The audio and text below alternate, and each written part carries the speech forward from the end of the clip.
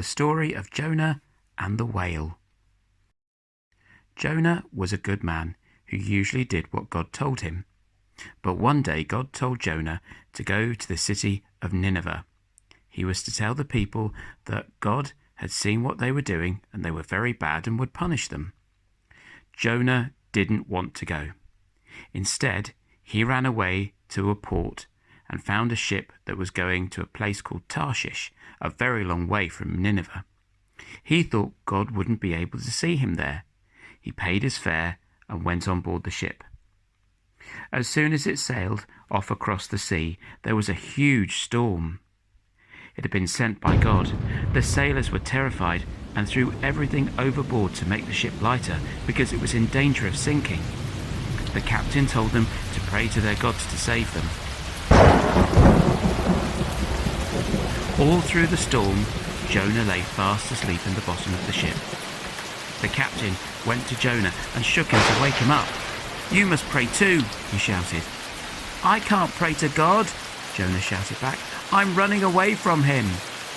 The soldiers thought Jonah had brought the storm and that they would all die. They begged him to tell them how to make the water calm. "You must throw me into the sea," said Jonah. But the captain told the sailors, "I can't kill this man." "You must," said Jonah. "You'll die unless you throw me overboard. Then the storm will stop." The storm grew worse and worse, and at last the captain agreed. The sailor threw Jonah into the sea, and at once the storm was over. The sailors thanked Jonah's God for saving their lives. Jonah sank down and down into the water.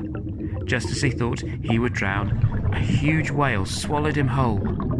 "God has saved me," thought Jonah, "but it's very dark in here." He lived inside the whale for 3 days. Then the whale swam to the shore, opened its great big mouth, and it spat Jonah out onto the dry land. Jonah was safe.